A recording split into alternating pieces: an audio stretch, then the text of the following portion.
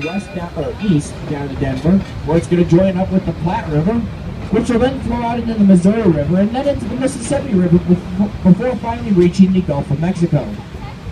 Now, though this was only a stub-end branch line from Denver, this railroad was very profitable in the early days, bringing miners, their families, and supplies up to the mining communities and taking the rich gold and silver ore back down to Denver and sold it elsewhere for revenue.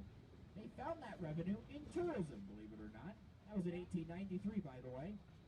It's very fashionable in the late 19th century to hop aboard the train in Denver, ride up over the loop, have a picnic lunch in Silver Plume, ride back over the loop again, and be home in Denver. Be home by 5 o'clock in the evening.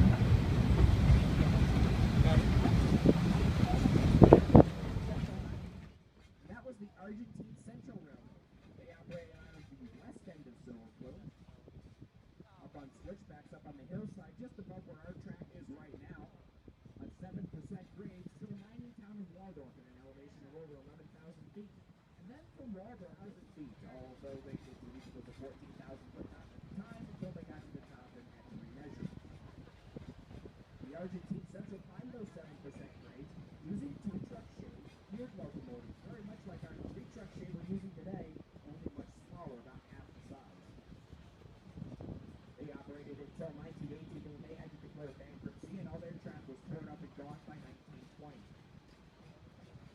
Passenger traffic on this line, however, continued until the mid-1920s, and that was when the automobile took over to only a few trains a day, and by 1927, passenger service was discontinued altogether. There were still a few mixed and freight trains that came up to this area, though, but there were no dedicated passenger trains anymore. That continued until about the mid-1930s when, in the depths of the Great Depression, the railroad filed to abandon the line. That was in 1936. The Interstate Commerce Commission granted permission in 1937, and starting in 1939 through the 1960s, when the Interstate Highway Department was planning I-70, they wanted to come straight up the middle of the valley. That was a cheaper route to build, takes Navy CDs as well as volunteers. By 1975, there was enough track to run our very first train down to the Lebanon Silver Mine. By 19...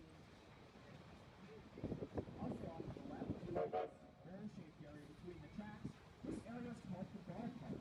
That's because back in the late 1880s, the miners of the day set themselves up a baseball field here so that they could play. Now is narrow gauge. Our rails are 3 feet apart, as opposed to standard gauge, which is 4 feet 8.5 inches apart, which is used by most railroads in the United States: Union Pacific, Burlington Northern Santa Fe, Norfolk and Southern, and occasionally the CSX.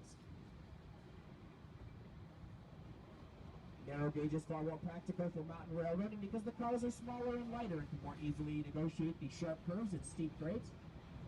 It's also cheaper to build. It's about 1/3 the cost of a standard.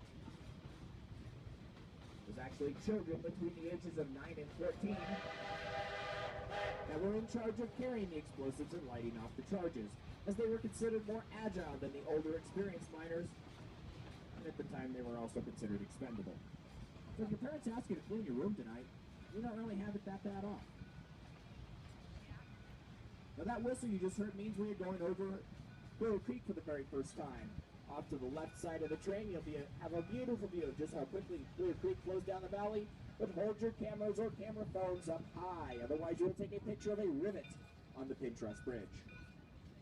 As we come across the Pin Truss Bridge, you'll see these rock retaining walls on either side of the train. These walls were built in the 1880s by Cornish and Welsh miners that settled here using a method known as dry stacking or dry stoning. These walls have stood for all of this time with very little maintenance. The only real maintenance was required through the restacking of occasional rock and a retaining bolt that you see. We're at it about 15 years ago, just to a station. If you have purchased the optional Silver Mine Tour, this will be your spot to get off. Please wait until the train comes to a complete stop before you stand up and get up. We do sometimes have a bumpy stop as it's a 28-degree curve on a 2.5% grade. Once again, this is the Lebanon Silver Mine. Lebanon Silver Mine.